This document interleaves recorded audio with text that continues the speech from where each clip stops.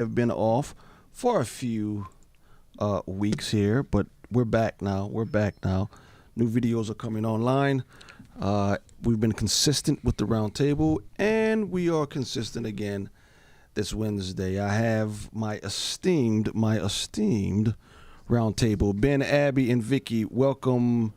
I was going to say Peanut Gallery. I don't know where I get that from. But welcome, roundtable. Hello. Thank you. Hello. Good evening. Hi. All It's right. a beautiful evening here. Beautiful in the evening. Chicago So, area. if we always give us a thumbs up on YouTube, which is the easiest platform. Give us a thumbs up to make sure we're coming through loud and clear. If you would be so kind, give us a thumbs up. Make sure we're coming through loud and clear. So, as you can see, the topic is the case against John MacArthur credible? Now, before we begin, this is a very, very hot topic, if you would like to say. Want to make something very clear. We recognize that there are some things in which we disagree with John MacArthur theological, as far as the Calvinists. At least I do, but it's an in-house debate. I know a lot of great Calvinists theologically. I disagree on that one issue, but we can rally around, support, and lock hands on many, many, many issues. And contrary to a lot of Calvinist beliefs, if you're not a Calvinist, that doesn't make you an Arminian. I am not an Arminian. Right. But when it comes to this issue, I think it's very dangerous to engage in hero worship. No one's above criticism except for one man who is perfect, and John MacArthur is not that man. I think some of the things we're going to talk about is not theological in nature, but it is in practice. It's the practice, and some things that we may disagree with. No one's going to doubt the contribution the man has made to the body of Christ. But again, no one's above criticism when we think that there's something that needs to be talked about. With that said, Abby, take it away. Okay, so I don't want to get us totally bogged down in details. I'm going to be moving kind of fast.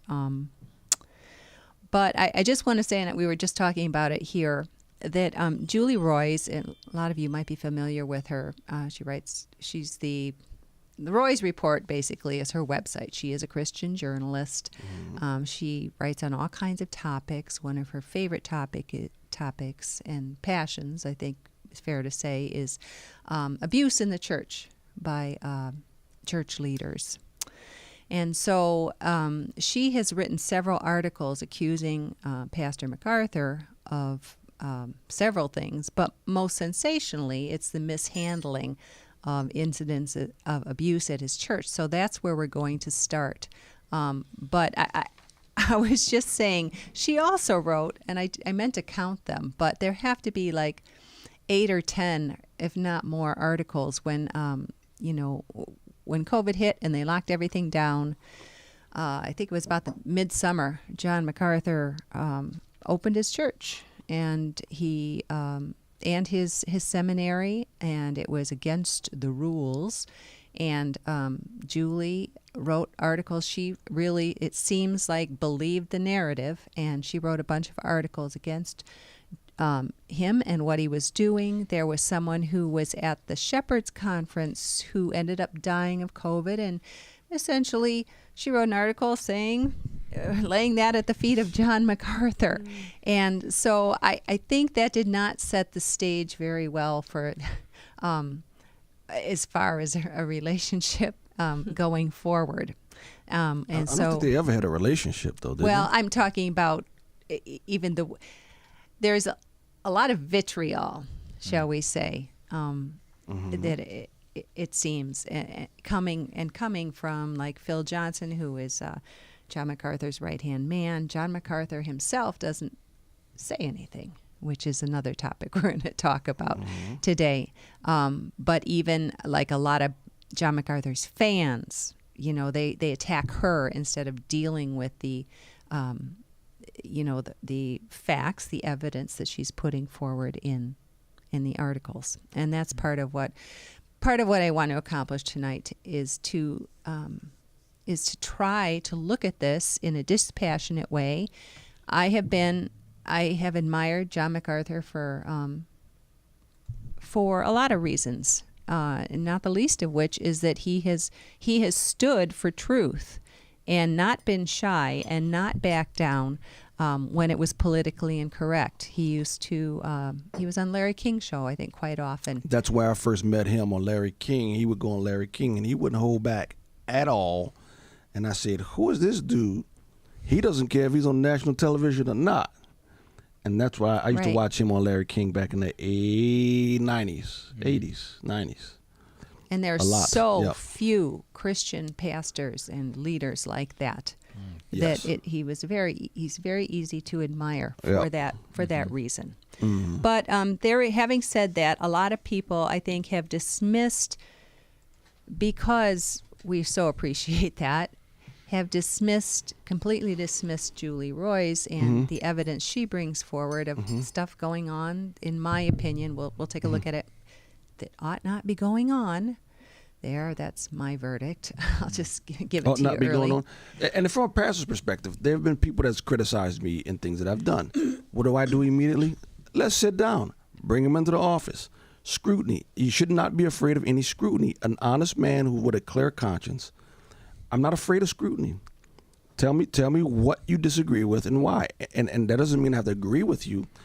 But to take the attitude, I'm not necessarily saying, well, we'll get into this later, but anyone who takes an attitude to where is no criticism, don't take any criticism. You can't criticize me at all. That is a very, very, very dangerous position to be in. Or you can't criticize John MacArthur. I mean, these are other people who are unwilling to even look at the things that are being brought forward. Sure. And just dismiss her, and do so pretty with a lot of hostility in a lot of cases. So anyway, we're going to try to look at this and do it in a way that is God honoring and fair. And like you always say, and it always rings in my ears, Pastor James, we as Christians, we are people of the truth. We have to call balls and strikes, even when it's our team, so to speak. So with that said, let's get started, and we're going to start with let's see. Okay, we're going to start with a video, actually. The speaker in this video his name is John Street. He is the chair of a graduate program in biblical counseling at the Master's Seminary, which is John MacArthur's seminary out in California. And he is also an elder at John MacArthur's church, Grace Community Church. So it basically, just to set it up, Street seems to be saying that a Christian wife should endure abuse by an unbelieving husband the same way a missionary endures persecution. And so let's roll this clip. Now, the big question comes at the end of this, is it wrong for a wife to separate from her husband? Or, for that matter, a husband to separate from an unbelieving wife? Yes, if her goal and purpose is to just simply get out of the trouble. I think it's wrong. Her goal must be first to please God. She needs to be with him, or he needs to be with her, in order to win their spouse over to righteousness. Sometimes it means hardship. Sometimes it means abuse. This is always the risk. Nobody wants to see that at all. But the answer is also no. If she is convinced, from a prudent standpoint, as we saw in Proverbs chapter 22 and verse 3 and Proverbs 27:12, that her husband is out to kill her, there's no longer any desire for him to live as a husband with her. He basically has abandoned all of his husband's provision, protection, that a husband is supposed to be for a wife. We would say this: a dead testimony is no testimony at all. All right. That's crazy. Sorry. If that's all there was to that? Yeah, but hold on, Abby. You said a dispassionate? Okay, yeah, you're right. I thought that's what you said. Okay. A dispassionate, objective, calling balls and strikes. Thank you very much for that reminder, Pastor James. But so let's look at it from a dispassionate, objective thing. I think he's crazy. No. See, you can say without even feelings. Let's put it this way. Here's what I want to put up on the screen here. This is a scripture. I'm sorry. You know what? Here's what I'm going to do. Abby, go ahead and explain. I'm sorry, I took over, Abby. No, that's okay. Go ahead and explain why you think it is crazy. Go ahead. Well, if I heard him right, he said that it's wrong to leave unless you think he's going to kill you. So apparently, he can knock you upside the head, he can break your arm, he can do all kinds of things, and it's wrong to leave as long as he doesn't kill you. Yeah, he set that threshold pretty high. Yeah.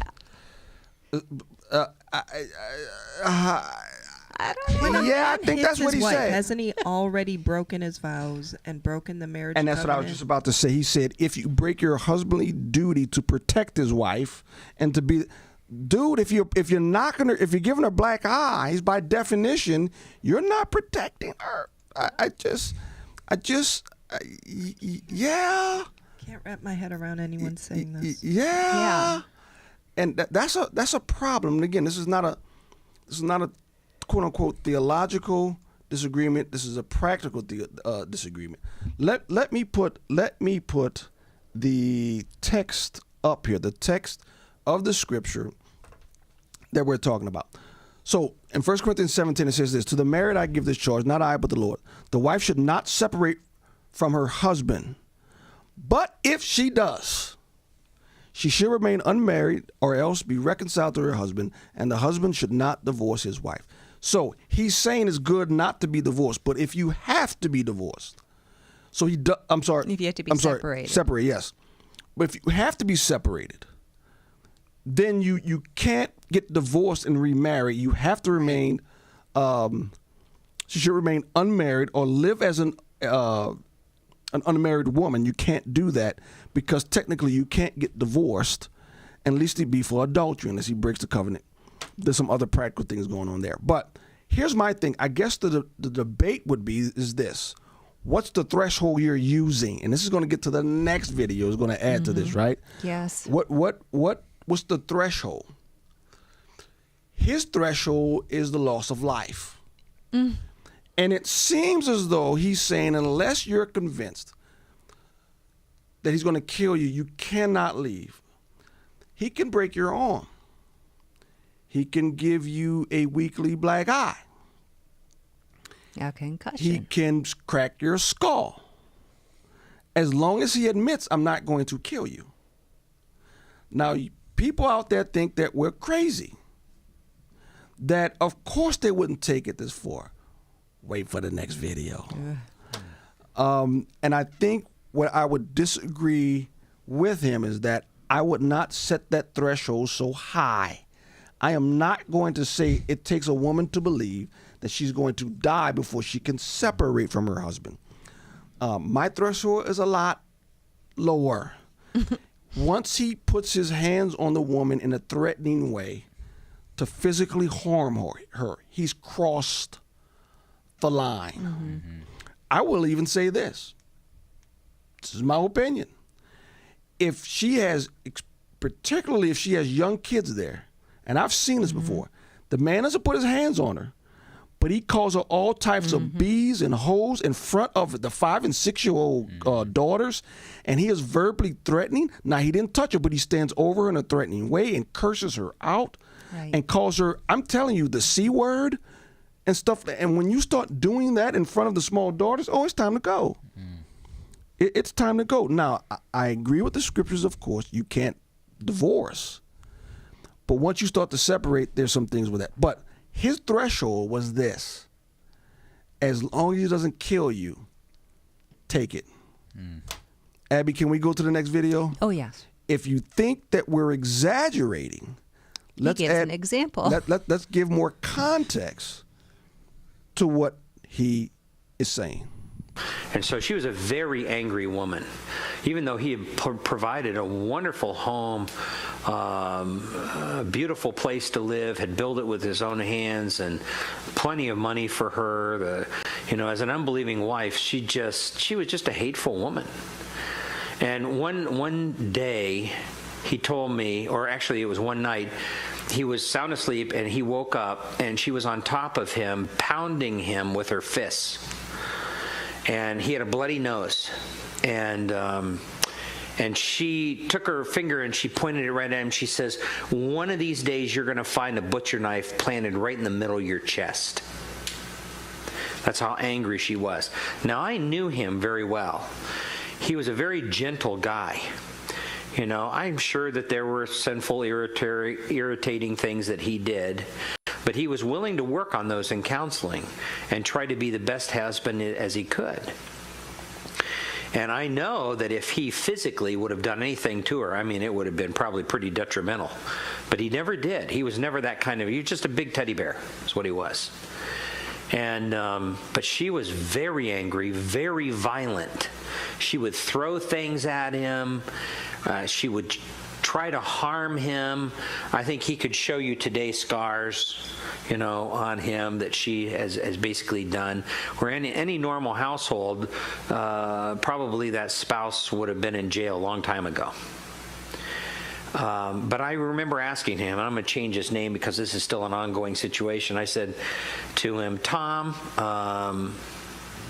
what do you want to do?" We had talked through these very passages, just like I did with you. What do you want to do? And he said to me, "Pastor, I want to stay with her and win her over to righteousness." And I said, "Tom, even if it costs you your life." And he said, "Yes." And he's still living with her. In fact, one of the last times I saw him, he came up to me and he said to me, "Hey, guess what happened?" And I said, "I don't know. What happened?" He said, "Her father went to the hospital and was dying. And she came to me kind of out of nowhere and said to me, 'Will you go to the hospital to see my father and share the gospel with him?'" And he said, "Well, sure, no problem. Why don't you come along with me?" "Oh, no, I don't want to go. But I want you to go." And that's the first time he ever had any clue from her that she really even acknowledged that the gospel was worthwhile. And he was just beaming, all right? That was the greatest thing. Now, this is after several years of living with this woman. And she has made life miserable for him. So, now, as a pastor, I'll die for somebody like that.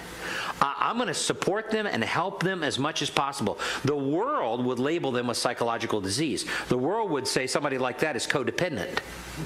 All right, and that they have some kind of abnormal codependency with their spouse where they're willing to put up with this kind of hardship. They're not codependent at all. They have an overriding greater purpose than their own life even. And that is to see goodness go to that other person in terms of the gospel and to accurately represent and live Christ in front of them. That's an overriding concern. So, as far as I'm concerned, that person is the most sanest person in the world. The problem with that is he just encouraged women who are getting their arms broken and black eyes to stay with their husbands. Mm-hmm. And they said that person's not codependent, they're not abnormal, they're the most saintly people. So saintly, godly people, the message seems to be, I could be corrected, the message seems to be, if a woman has gotten her arm broken, that they're going to encourage her to go back. Because the one question they're going to ask is, do you think he'll kill you? "Oh, no, Pastor, I don't think he'll kill me, but he just broke my arm and he fractured my eye socket." The godly thing is to go back. That is the criticism that's being leveled. Now, You can have right criticism and still not take away what John MacArthur has done. No one's perfect, right? Right. But that is unconscionable. If that represents the way they handle these cases at Grace Community. Well, Abby, why would you think it's not? They're not hiding it. This is what they're telling. Yeah. This is what they put out there to the world. Yes. And this guy is training pastors at the Master's. This is a lecture at the Master's Seminary. Yeah, this is what they're teaching. So, and he's an elder. So I'm assuming that's why I started with this. Yeah. Basically to kind of set the stage. Because the last article that really stung was along these lines of how the church handled an abuse case between a husband and a wife, right? Right. There are actually 3 cases of sexual abuse that Julie has written about, and we covered one. And let me say, just as an aside, before we get into the details a little bit of these cases, I think this is a very strange position for Calvinists to take. Why is that? In order to win your spouse to Christ. Wait a minute. I thought if God picked her, then she's coming, and if He didn't, then she's not. So why? Okay, all right. I didn't. Great Why point. stay Great there? Because I guess what you're saying is, at some point, it does matter what a person does to a person coming to Christ. That's not the Calvinistic position, I guess. Is that what you're saying? Yeah, I got you. That you can convince her that she's got a choice, I got you. etc. No, So but that anyway, anything you do has any bearing on whether or not Right. the person comes to Christ. Yep. I get it. No, you're good. Good So- point. Good point. Anyway, so we covered, like I said, there were 3 cases that Julie Royce has written about. The Eileen Gray case, which Vicki produced, I think it was in March that we went over that. So if you want to hear the details of that, try to find that one. Go back and try to find that one. There was another one. Wendy Guay was the name of the victim. And in 1979, Wendy was 16 years old. She was living with her father and stepmother in California. And in August of that year, she told her best friend, Lisa Tucker, that her own father, Paul Guay, was regularly molesting her. Now, Paul Guay was I'm trying to think if he was a pastor. I'm getting them mixed up. I believe he was either a pastor or a Sunday school teacher at Grace Community Church. He was on staff at Grace. That's one Yes. thing I know. So the girls then went to Lisa's dad, John Tucker, and told him. Now, he was a member of Grace Community and a former missionary. Together, they urged Wendy to call her mother, who was living in Oregon. Her name was, now there are a lot of names here, but I'll try to keep it clear. Her name was Marlou Fronapel. She lived in Oregon. They arranged for Wendy to fly home. And then she called, Wendy's mother, who was divorced from Wendy's father, who had remarried, called Grace Community asking to speak to Pastor MacArthur. Pastor MacArthur wouldn't take her call. And then Fronapel, Wendy's mom, reached out to John Tucker, who went over to Paul Guay's house. Paul Guay is the perp. He's the dad. This is incest, okay? And confronted him about the abuse. Tucker wrote later in a 2003 written statement that Guay confessed to abusing Wendy, telling Tucker, "I know I touched her." And then, so Tucker and Guay set up a meeting with Pastor MacArthur. Yes. Am I having the timeline of Guay up on the film? Not yet. Not yet. Not yet. Gotcha. Go. Not yet. Almost. So they went to meet with Pastor MacArthur, where Tucker says that Guay confessed to MacArthur. And he was an eyewitness to this because he was in the meeting. According to Tucker, MacArthur did not mention reporting Guay to the police. Instead, he said MacArthur said that he would assume the biblical responsibility for counseling and discipline, etc. And then Tucker says that he trusted Pastor MacArthur and to handle the situation. And he says he now regrets that trust because Gway continued to pastor at Grace Community for 3 more years until he reportedly was caught kissing a secretary, and they immediately fired him. So these things don't quite add up. Did Grace ever comment on this situation? Can I look at Grace Community? Yes, the church. Did the church ever comment on it? No. On this? Never. No. Okay. No. Okay, so they fire Gway, the perp, and then he goes on to pastor several other churches. Well, years pass, and in 2003, Wendy discovers she was not her father's only victim. He was exposed as having a pattern of repeated sexual abuse starting in 1960, where you got it up there now? This timeline, when he was married to Marlou. So you want to just, because I can't read it from here, Pastor James, if you just want to briefly. In Can you read it? 1960, while married to Marlou Paul, how you pronounce that? Gway reportedly pursues a freshman at Pacific Christian College and is reprimanded. In 62 to 63, Gway reportedly pursues high school girls at 2 churches, and one of the churches asked him to leave. In 63, Gway reportedly climbs on his sister, Donna, and tries to have sex with her. Oh my gosh. But she resists. In 64, Gway reportedly gets Jane pregnant. Who is that? Jane was his current wife, Wendy's stepmother. Jane pregnant, divorces Marlou, and marries Jane. This is a pastor, you say? Yes, a pastor. Gotcha. Goodness. Gway reportedly forces his niece, Pam, to have oral with her. And she was 7 at the time. She was 7 at the time. Sometimes in the late 70s, Gway hired as a pastor in Grace. So he got hired in 1970 after all of this. Right. By Grace Community. Now, you would have...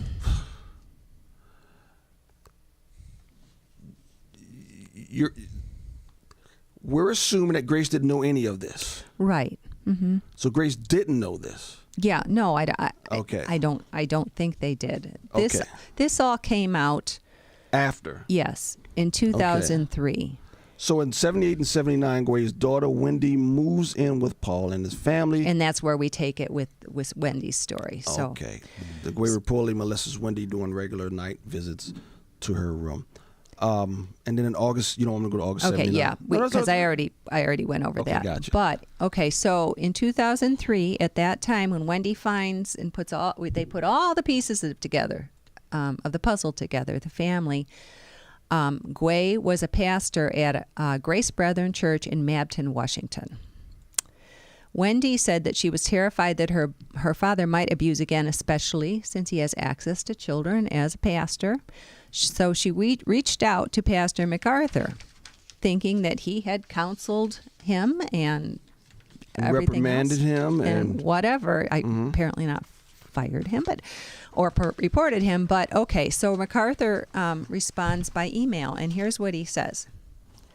Quote, "I had no knowledge of molesting as you claim," MacArthur wrote. "When there was some accusation against him, he told me it was his bitter first wife, and the only thing he ever did was rub his daughter's back while she was going to bed, something any loving father might do. Since the accusations were only second-hand and hearsay to me, and Paul was a trusted person, there was nothing to do but accept his word." Now let me remind you, Oh my word. that Or he Wendy's- could have talked to Wendy. or her mother, who tried to call him and she wouldn't But take the call. the problem is you had a guy who said that's not true. Wasn't there a guy in the meeting before? And John Tucker, who Yeah. said that Gway had actually confessed in that meeting in And John 1979. Tucker. So somebody's lying. John Tucker, you said in an affidavit said Right. he was in the room when Gway had confessed to MacArthur. Right. Now, again, did Grace ever make a statement about this? No. Okay, that's a problem. That is a problem. If me as a pastor or anyone entrusted in the community, if accusations are being leveled against me, Right. to keep trust, I want to clear my name. Yeah. I have to. And I think one of the things I think most people even agreed, except the hard and fast MacArthur fans was when all of this broke 6 months ago, simply said, let's wait for Grace to respond. Maybe there's something in it that we don't know. You can't convict a man or a church. But again, this is if the position is we owe no one an explanation and will not comment on this, when you have someone saying that's a lie, I was in a room when he confessed, you have to respond to that. Right. Not only for your sake, but for the sake of the flock you're leading, so that people can have trust in your shepherd. Right. Yeah. And in the church, Yeah. in the church itself. I mean, when unbelievers see things like this, Yes. He looks guilty. Yeah. He looks guilty. And so it has very much the appearance of wrongdoing. Yeah. Right? Yeah, And there's a scripture about that. Yeah, you would hope that they would respond if someone is attacking your character like that. But go ahead. Okay, so, and then MacArthur finished this email with this paragraph. I recently spoke with Paul Guay. So again, he goes to the perp. I mean, what? Okay. By phone to ask if my recollection was accurate. He said it was. I'm not sure why all this has become an obsession for you after so many years, but neither Whoa. This is after the daughter contacted him? Yes, So the way he clarifies it is go to Paul Guay. that's right. He didn't go to John Tucker. No. Oh, you've got to be kidding me, Ed. Or the daughter or the my mother or goodness. anything. Is this documented? Yes. Okay, They go have ahead. the email. I mean, there's a Go ahead. Yeah. But neither myself nor anyone at Grace can do anything more than encourage you that we conducted ourselves with biblical integrity. What? Mm-hmm. What So- type of integrity is that? This Seems is not foreign to look me. good. Yeah, I mean, if again, did Grace ever? So you saying Grace never commented on this? No. Yeah, and I just want to confirm because when I looked into this, it was 6 months ago, and my brain is not what it used to be. This is a problem. Again, we call balls and strikes. We are people of the truth, and if my son is accused of something, I still got to call balls and strikes. I have to be truthful, and we can criticize what Grace Community Church has done and what John MacArthur has done. That doesn't negate what he's done. Look, I can say David was wrong. Right. King David was wrong what he did with Bathsheba. I can do that. That doesn't take away what he did in Goliath and all the other stuff. I think we have to be very careful. The hero worship. I can say what David did with Bathsheba is wrong, but boy, he did a lot of things right. If Grace has conducted themselves in this way, that's a problem and that's wrong. Right. That is just wrong. And we have to be careful about that. And let me just say this too: if people are uncomfortable with John MacArthur, we're talking about how his church functions. Boy, you got to be careful whether or not you're engaging in hero worship. If a man other than Jesus Christ, in your view, is above criticism, you might have two gods. Be careful. I am open to criticism, especially when you have documentation and affidavits stating something. And here's, again, one more thing. If you simply come out and said, I dropped the ball, my mistake, that's one thing. Yeah. Right? Yes. Obviously, we all make mistakes, and those We all of make us in mistakes. higher positions of power make bigger mistakes because we have more Yeah. power. Yeah. So, Yeah. okay, so here's what ended up happening. On March 1st, 2003, numerous Guay family members, including all of Paul's children, confronted Paul Guay in person in the presence of his elders at one of their homes in Mabton, Washington, one of the elders' homes. So where he's pastoring this church, all his elders, his family's there, his elders are there. This was all documented. Wendy's cousin Pam, who was the 7-year-old, sent a letter to the elders documenting his abuse. Wendy's brothers, Dan and James, confirmed Wendy's account of their father's nighttime visits to her room. John Tucker also sent the elders a statement concerning Paul Guay's 1979 confession to John MacArthur. Marlou Fronapel, Wendy's mother, sent a letter recounting Paul Guay's predatory behavior during their marriage. According to multiple family members, there was another confession at this intervention. However, Wendy's brother, James, says, quote, but there were also lots of things that he was saying to try and save face and minimize the impact. He said, blaming it on Satan in an altered state of consciousness. Oh. End quote.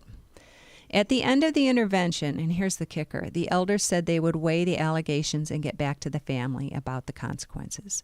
On March 13th,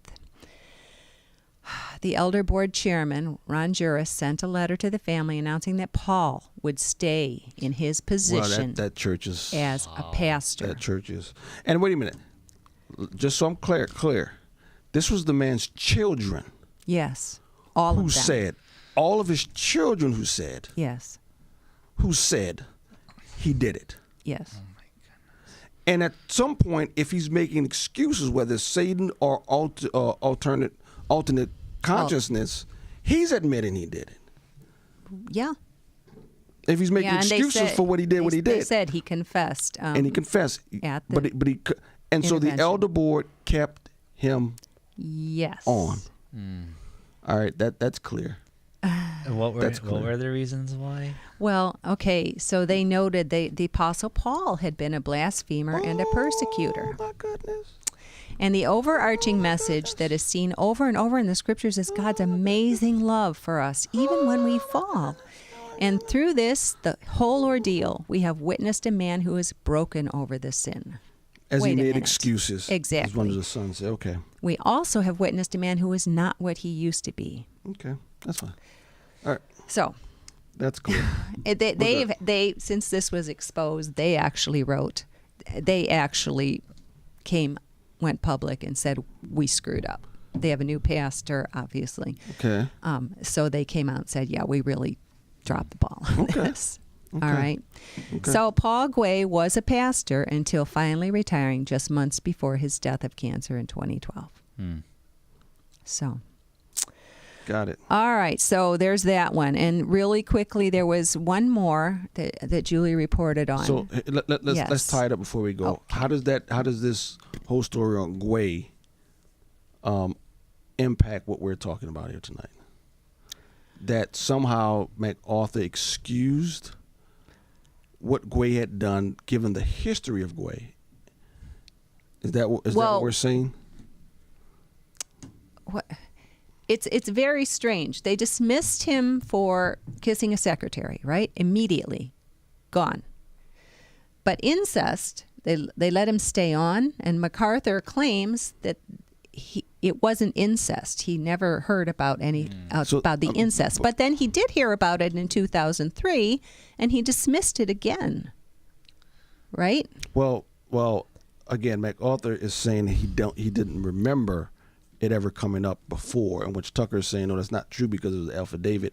I was there when it was confessed. So when it's brought up in 2003, MacArthur said again, I don't remember that. That was when John Tucker wrote the affidavit. Actually, was for the 2003 intervention. So that had no impact on John MacArthur then. So in 2003, when MacArthur, I thought that was when MacArthur says, I had no knowledge of molestation. That is when he claim. said that. 2003. Right. That's what I'm saying. So they brought it up in 2003, but in 2003, John MacArthur is saying, I don't remember ever hearing about molestation. And so it's John Tucker's word against John MacArthur then. That's what it basically comes down John to. And Marlou Fronapel, who he wouldn't take the phone call, and Wendy, who he never talked to. And so it doesn't look like he investigated. He talked to Paul Guay. Yeah. Yeah. And he if didn't that's want to know anything. and he's never, if that's true. Which he did again in 2003. He just went to Paul Guay. No, but that's the only time, because he's saying at least from John MacArthur's perspective, I don't remember this. I don't remember having to investigate this earlier because I never heard it. He does say he remembered talking to Paul Guay at the time. Yes. And Paul said, no, it's just my bitter ex-wife. Yes. I was just rubbing my daughter's back, et cetera, et cetera. Oh, you're saying he didn't investigate back then? Right. So he heard an accusation. He went to Guay instead of saying, let me cross my T's and dot my I's. Right. That's what he said. Let me talk to the wife. Right. And And MacArthur, also you've got he Tucker admits that. saying that, no, we had a meeting where no, Guay... I got you. But again, John MacArthur's word in 2003 is, I don't remember. But what you can say at the time, if someone comes in, if someone comes in and says, Abby actually did X, Y, Z, and then I call Abby and Abby says, no, I didn't do it. Abby, I didn't stab Linda. Right. Okay, done. So I don't talk to Linda? Do you see what I'm saying? So Exactly, that's yes. what's going on. Okay, I got it. So that's fair criticism. Mm-hmm. And that's fair criticism. John Tucker saying, no, I was there. I was there when he confessed. And then again in 2003, now you're made aware of it again. Right. And again, you don't go back to the people who were supposedly offended. You talk to the person who did the offending and you let it rest at that. Again, that's fair criticism. Right. That is poorly held. And then the ultimate criticism is, to tie this up is, now that people are saying this is out in public, you don't respond at all. Mm-hmm. Yeah. Okay. Again, poorly handled. Yeah. Poorly handled, not theological, but this is very poorly handled as a church dealing with difficulties. Mm-hmm. Okay. Yeah. Gotcha. Okay, so there's one more thing, and this doesn't deal with Pastor MacArthur directly, but in June of 1982, a man by the name of Albert Allegrete, who was a Sunday school teacher at Grace Community, confessed to a pastor that he had committed sex crimes against children. The pastor took him to see an attorney after that first meeting and encouraged himself. What church is this? This is Grace Community Church. This is John MacArthur's church. Okay. Took him to an attorney after that first meeting and encouraged him to turn himself into police, which he agreed to do. Okay. But he didn't turn himself in, and the pastor lost track of him. Oh my gosh. Unbelievable. What were you just saying to me, Pastor James? We're trying. Sorry. No, that's okay. That's my Yeah. dispassionate response. It's hard. Oh my gosh is right. Okay. So for 2 years, Finish it. Yeah, go ahead. Grace Community did not report Allegrete's crimes to police. That's a problem. That is a problem. And during that time, Allegrete kidnapped a girl who managed to escape only by jumping out of his moving car. Oh my goodness. And this So- is documented, Abby. Well, It's from police reports and whatnot, right? yeah. Well, there wasn't obviously a. Oh yes. Mm-hmm. Okay. How did this So, come? so the pastor who took him to the police admitted Lost that? track of him. So he admitted he brought him to the Yes. police and lost track of him. He admitted that. No, he didn't bring him to the police. He told him to to attorney. go to the police. Yeah, he So brought him to an attorney. And then encouraged him. So he admitted that. Right. Okay, gotcha. Yes, he did. Okay, So this finally got wrapped up in the spring of 1984 when the pastor noticed that Allegrete was on a short list for deacon. At what church? Grace Community. No, Abby, you making that up. I don't believe you. Oh my God. I don't believe you, Abby. No, Abby. I know it's a big church, but they should have gone to the police. Hello. Had they gone to the police, Oh, or had they not? Had they not? Had I can't. had they not? They should have gone to the police, and he should have talked to the elder board immediately. If you have someone who has admitted to molesting children at the church, Yeah. Well, I don't know. but he was attending the church. Yes, but Okay. he's a Sunday school teacher. Oh, he was a Sunday school teacher? Did I miss Yes. that part? Yeah, you missed it. I missed that part. Sunday Yeah. school teacher. So we here at this little bitty old church, whenever there's issues that come up, I For the most part, if it pertains the well-being of the church, I do share that with my leaders. It's not just one person, so that we're all on the same page. You're telling me this dude was teaching Sunday school. So he was a Sunday school teacher who admitted to molesting children. Yeah, but I don't think they weren't kids in the church. It doesn't matter. I agree. Gotcha. Okay. Yeah. Yeah, okay. All right. So I mean, finally... that's a process crime. I think that's a process crime. Yeah. It's still bad. It's bad. But it's not a theological. It's still bad. Don't get me wrong. That's terrible. Yeah, and so the pastor who lost track of him noticed him on this list, and that apparently it rang a bell. Oh, this was the guy who molests kids. I mean, I don't know. Okay, I'm not being dispassionate. No, you're not being dispassionate. Okay, sorry. Okay, move on. I'm trying. All right. So finally, Alec Reed was convicted and sentenced to 44 years in prison for molesting 5 girls aged 9 to 13 and kidnapping a 6th in 1981 and 1982. All right. So that is the sexual abuse stuff. Either we got to do this another time, or you got to pick Maybe it we up. do part 2 next week. Because there's a lot more good stuff. Yeah, Abby, you're not gonna make it. Go ahead. Okay, well, one more. And then we're I done. don't have to produce next week. Look at all this good stuff. I don't know. Whatever you want to do. No, it's on you, Now, Abby. this is financial stuff. Let's not go into that. Then, Okay. Because that's. Yeah, you're right. We got 10 minutes. Yeah, we've got 10 minutes. And again, you can criticize David with Bathsheba. That doesn't mean that we don't appreciate what he did with Goliath. Understanding again, let's put things in perspective. It is a very large church. And if something was going on in the Sunday school or in the deacon board or the trustee board, that's one thing. You can't criticize John MacArthur for not being omniscient. He's not everywhere. Right. But these allegations involve him directly. Except for the last one. Except for the last one, I was going back to the whole Gway thing, and I'm looking forward to the other ones, and I'm looking forward to the big one that actually broke about him disfellowshipping a lady. We haven't even gotten to that. Oh no, yet. we did that. We did that in March. I know. I'm talking about here though. I'm talking about here. Eileen, are you talking about Eileen Gray? Eileen Gray, yeah, we didn't talk about this tonight. That's No, and I wasn't going to talk about it just because we had talked about it in March. That's fine. That's what I'm saying. But I'm saying that the things that were brought up here and in March involves him directly. Mm-hmm. Yeah. Let's say John MacArthur forgot. Let's say he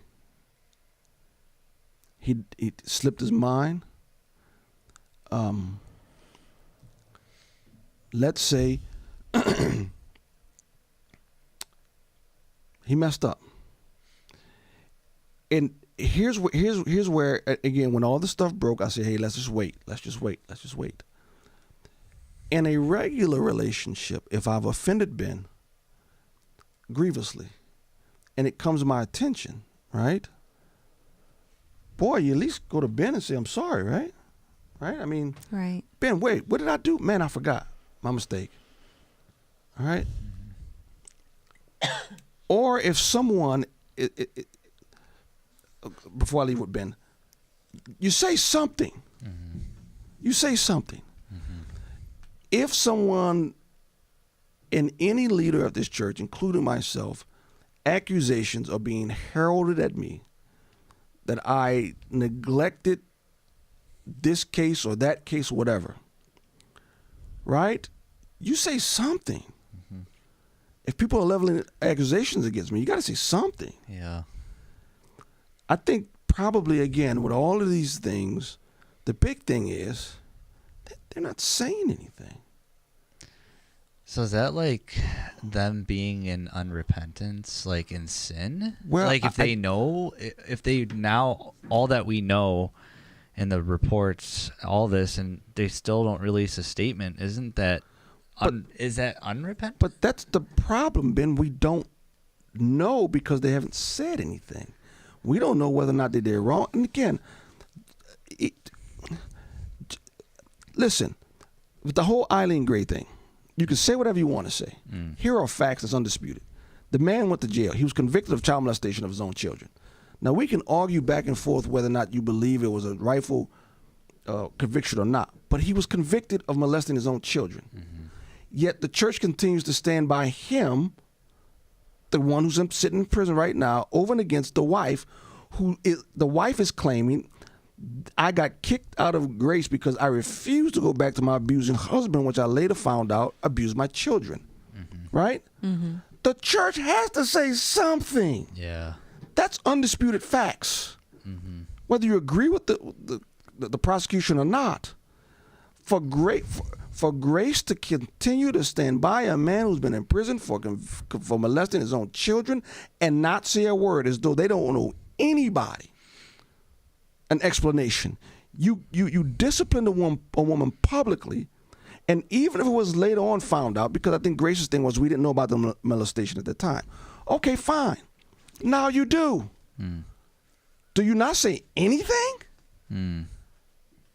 But I've read where they still believe that it was a wrongful conviction for the husband. They're but not, say they something. think it was that kids' false memories. False memories were stirred up by a psychiatrist. Or stirred up by a psychiatrist. That's fine. But wait, who said that though? Who said that? I don't think the church released it. It might have. I don't want to say, but it wasn't an official statement from the church. It was not. That's my point. Yeah. You say something, and even when people are saying this about you, boy, you say something. Right. Even if it's I'm sorry, we dropped the ball. You say something. And I'm sorry. Even those who now I'll say this: we actually looked at the written documentations that Julie Royce, and again, let's be very clear: we're not Julie Royce's fan. I'm not a Julie Royce fan at all. No. Even before she fell out of graces with the Chicago community in Chicago, I still was not a Julie Royce fan, even before then. But we're not going to be like J.D. Hall and spend an hour attacking Julie Royce, right, and talking about how awful she is and dredge up her past and talk and just engage in ad hominem attacks for an hour without looking at the facts as we see them. Maybe there's other facts that we don't know, but no one's saying anything from Grace. And I think people with all the stuff that's out there, to me, the greatest problem is that Grace Grace obviously thinks they don't owe anybody anything. Right. They owe nothing.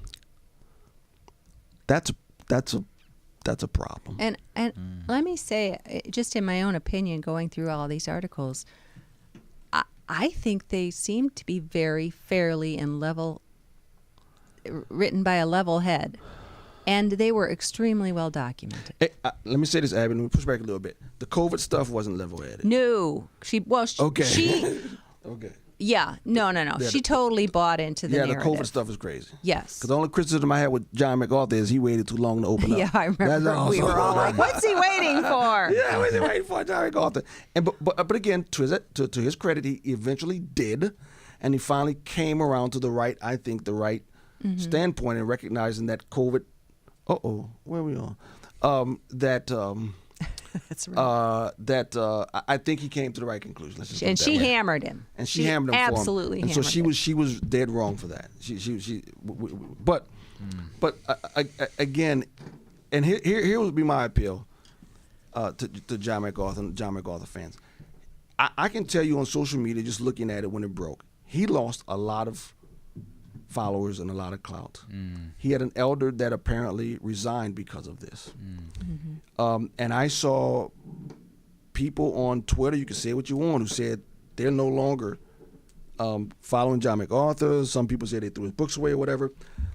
John MacArthur, if it's only for the people who looked up to you and followed you and saw you a source of inspiration for decades, if not for your sake, for theirs. There should be a concern that people, and this is wrong anyway, whenever you do hero worship and your hero falls, then you walk away from the movement. I would hate that people who are Christians would be turned off of Christianity because of this.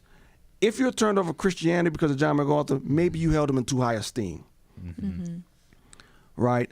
But for the sake of people who look to John MacArthur for decades, if you won't say something for yourself, at least say something for them. Right. For them. Don't give them the impression that you're a fraud. Yeah. Don't do that. I'm not saying he is, because Right. Julie Royce spins a mean article, but there's enough there to, I think, they need to respond. It's Yeah. credible. And going back Yeah. to the first thing we were talking about with John Street, teaching these future pastors that it's wrong for a person to separate from their spouse unless they believe they're going to be Now killed. that's out there. What? That is something that I can disagree, and I would my love to have that conversation with anybody. So when a woman is released from the hospital because her arm is broken by her husband, you're going to counsel her to go back to him To as save long- him. To save Although him. you're a Calvinist. Now we'll see. now we'll say this. It's interesting that they use the example the husband being abused, because at that point he chose to be there, and I think it's a little different. Had the roles been reversed, and it was a husband who was pounding his wife's head on the bed, it would have been a lot harder to swallow. But even a husband thing is hard to swallow. Yeah. I just, because you're teaching people that abuse in a marriage is akin to a missionary on a missionary field. Right. Yeah. That's ludicrous. Yeah. That is absolutely ludicrous. But That's not God's picture of marriage. It's for men to love their wives the way Christ loved the And church. for the church to Yeah. protect women when they're yes, being abused. Absolutely. yes, absolutely. But apparently they take a different view on it. Whew. I think it's, boy, I think that's way out there. Yeah. I think that's way out there. All right, tidy it up. We're out of time. Should we do a part 2 next week? Yeah, on I the guess rest we of will. it? We're going to talk about the financial, I don't know what to call it, malfeasance?